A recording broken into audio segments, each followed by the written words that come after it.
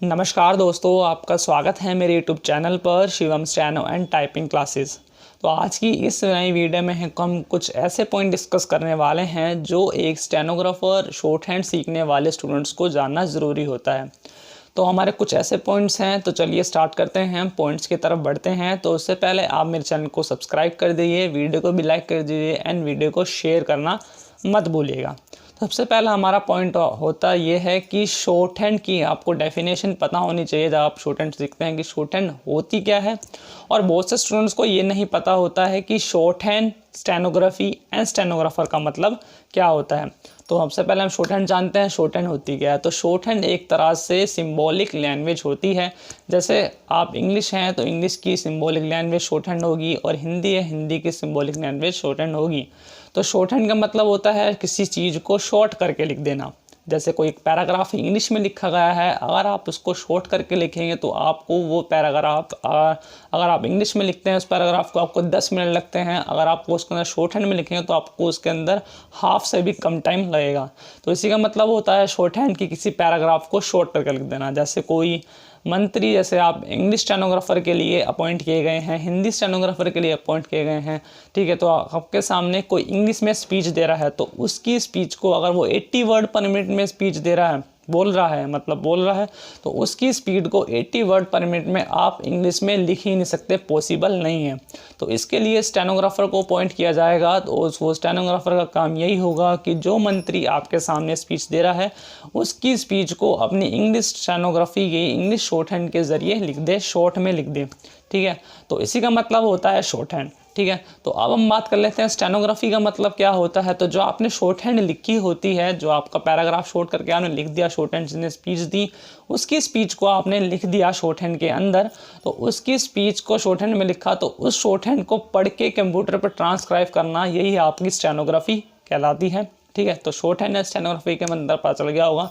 तो स्टेनोग्राफी के अंदर आपको टाइपिंग भी आनी चाहिए। तो टाइपिंग का इसके अंदर मेन पार्ट बना जाता है, इसको तभी ट्विन आर्ट बोला जाता है, शॉर्ट हैंड, उसके बाद आपकी टाइपिंग इसके अंदर होनी चाहिए, ठीक है। अगर आप हिंदी की शॉर्ट हैंड सीखते हैं तो आपको हिंदी की टाइपिंग आनी चाहिए, अगर आप इंग्लिश की शॉर्ट हैंड सीखते हैं तो आपको इंग्लिश की टाइपिंग आनी चाहिए। तो ये था हमारा शॉर्ट हैंड एंड स्टेनोग्राफी का मतलब। अब हम बात कर लेते हैं स्टेनोग्राफर की, ठीक है। तो ये सीखने के बाद आपने शॉर्ट हैंड सीख ली अच्छे से, आप प्राइवेट सेक्टर, गवर्नमेंट सेक्टर के अंदर आपकी जॉब लग गई। तो जब आपकी जॉब लग जाएगी, जब आप पूरे स्टेनोग्राफर के अंदर परफेक्ट हो जाएंगे, तो आप एक स्टेनोग्राफर कहलाएंगे।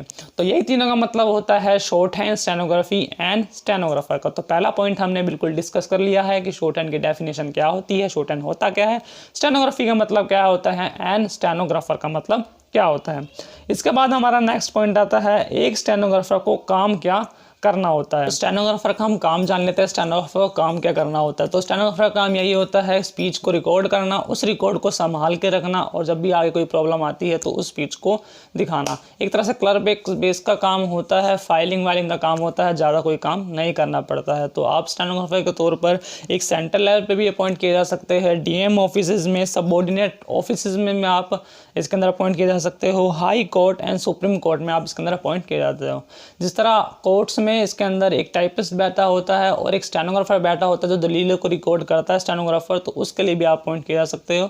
आप प्राइवेट सेक्टर में जाएंगे तो प्राइवेट सेक्टर में रिपोर्टर के साथ आपको काम करने का मौका मिल जाता है प्राइवेट सेक्टर्स में, और भी प्राइवेट सेक्टर में इसके अंदर ग्रेजुएशन बेस पर जॉब निकलती रहती हैं। इसके बाद हम बात कर लेते हैं कि गवर्नमेंट सेक्टर में आपकी स्टेनोग्राफर की वैकेंसीज कैसे निकलती है। तो गवर्नमेंट सेक्टर की बात करें तो एसएससी इसके अंदर grade C and grade D की वैकेंसीज हर साल निकलती है, इस साल भी वैकेंसीज निकली हुई है। तो grade C and grade D का मतलब क्या होता है ये हम आगे जाके वीडियो में जानेंगे। और DSSB इसके अंदर वैकेंसीज निकालती है, SSB, RSSB, NCRPF, ASI steno की वैकेंसीज निकालती रहती है। तो और भी संस्थाएं हैं जो स्टेनोग्राफर की वैकेंसीज निकालती रहती हैं।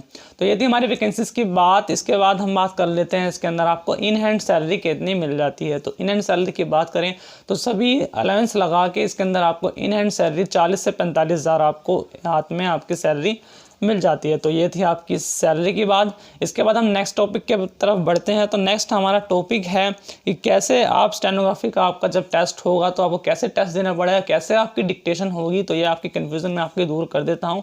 ठीक है। तो चलिए हम बात करते हैं पूरे प्रोसीजर की। हम शुरू से बात करें गवर्नमेंट सेक्टर में क्या प्रोसीजर होता है। तो प्रोसीजर की तरफ बढ़ने से पहले सबसे पहले हम बात कर लेते हैं कि आपको इंग्लिश की शॉर्ट हैंड सीखनी चाहिए, हिंदी की शॉर्ट हैंड सीखनी चाहिए। तो बहुत से स्टूडेंट्स के अंदर यही कन्फ्यूजन रहती है शॉर्ट हैंड सीखने से पहले कि वो हिंदी की शॉर्ट हैंड सीखें या इंग्लिश की शॉर्ट हैंड सीखें। तो मैं आपको बता दूंगा, अगर आपकी इंग्लिश में अच्छी खासी पकड़ है, इंग्लिश के अंदर आप स्पेलिंग अच्छी आपकी निकल जाती हैं, आपकी मिस्टेक्स नहीं होती हैं, तो आप इंग्लिश की शॉर्ट हैंड सीख सकते हैं। अगर आपकी हिंदी के अंदर अच्छी खासी पकड़ है, मात्रा की अभी कोई गलती नहीं होती है, तो आप इसके अंदर हिंदी की शॉर्ट हैंड सीख सकते हैं। क्योंकि इंग्लिश के अंदर आप इंग्लिश की शॉर्ट हैंड सीखेंगे तो आपकी अगर आप ट्रांसक्राइब करेंगे, अगर आपकी इंग्लिश की इसके अंदर स्पेलिंग्स गलत निकलेंगी तो आपका इसके अंदर मिस्टेक्स काउंट होती हैं इसके अंदर, तो उसके अंदर आप इसके अंदर निकाल दिए जाएंगे। तो अगर आपको हिंदी के अंदर मात्रा में आपकी गलती निकल गई तो मात्रा के अंदर आप इसके अंदर मिस्टेक्स में आपके इसके अंदर सिलेक्शन नहीं हो पाएगा। तो ये थी आपकी स्टेनोग्राफी की सीखने के बाद कि हिंदी में सीखनी, इंग्लिश में। तो इसके बाद हम बात करें तो पूरे प्रोसीजर की शुरुआत से। तो शुरुआत से हम बात करें तो सबसे पहले आपको इसके अंदर फॉर्म फिल करना पड़ेगा। तो आपके इसके अंदर वैकेंसी निकलती है, तो फॉर्म फिल करने के बाद इसके अंदर आपका CBT टेस्ट के लिए आपका अपॉइंट किया जाता है। CBT टेस्ट होता है एक डेट को। तो उसके अंदर आपका क्या होता है, तो उसके अंदर आपका पूरा 2 घंटे का एग्जाम होगा, जिसके अंदर आपके MCQ टाइप क्वेश्चन पूछे जाएंगे। तो MCQ टाइप क्वेश्चन में आपके पूरे 200 क्वेश्चन आएंगे। 200 क्वेश्चन में से आपकी 100 मार्क्स के इसके अंदर इंग्लिश आएगी, 50 मार्क्स के GS एंड 50 मार्क्स के इसके अंदर रीजनिंग आएगी। तो इंग्लिश का पार्ट इसके अंदर सबसे ज़्यादा पूछा जाता है।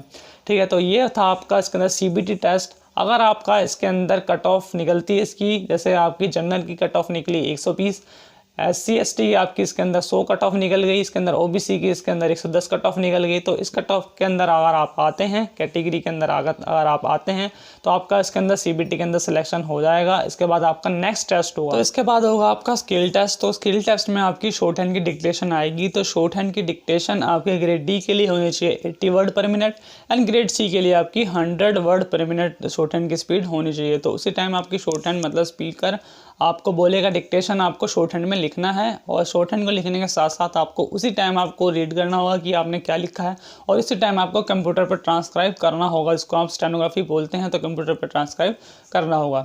अगर आपकी ज़्यादा मिस्टेक्स निकलती है, अगर आपकी 40 मिस्टेक्स निकलती हैं तो आपको इसके अंदर माफ़ की जाएगी 40 मिस्टेक्स। अगर आपकी 40 से ज़्यादा मिस्टेक्स निकलती हैं तो आपको इसके अंदर सिलेक्शन नहीं होगा। तो जिसने इसके अंदर कम मिस्टेक्स करी होंगी, जिसने पैराग्राफ अच्छे से लिखा होगा, तो उसका सिलेक्शन हो जाएगा। तो आपकी इसके अंदर टाइपिंग की स्पीड होनी चाहिए। टाइपिंग की बात करें, टाइपिंग की स्पीड आपकी 20 से 25 से 30 वर्ड पर मिनट आपकी इसके अंदर टाइपिंग स्पीड होनी चाहिए।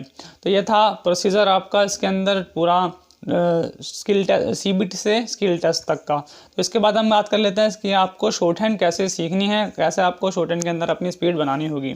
तो शॉर्ट हैंड की बात करें तो शॉर्ट हैंड आप ऑफलाइन एंड ऑनलाइन दोनों मोड से सीख सकते हैं। ऑनलाइन सीखने के लिए आपको मेरे यूट्यूब चैनल को सब्सक्राइब करना पड़ेगा।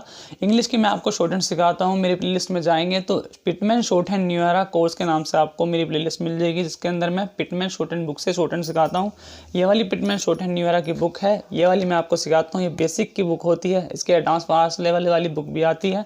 उसके अंदर थोड़े डिफिकल्ट रूल्स होते हैं और इसके अंदर थोड़े सिंपल रूल्स होते हैं। तो मैं इससे शॉर्ट हैंड सिखाता हूँ। ज़्यादातर कोचिंग सेंटर्स में भी इसी से शॉर्ट हैंड सिखाई जाती है ऑनलाइन मोड में। अभी सारी क्लासेस अभी शॉर्ट हैंड की ऑनलाइन ही चल रही हैं, ऑफलाइन क्लासेस बहुत कम चल रही हैं। सभी इंस्टीट्यूट्स अभी तक ज़्यादातर बंद पड़े हैं।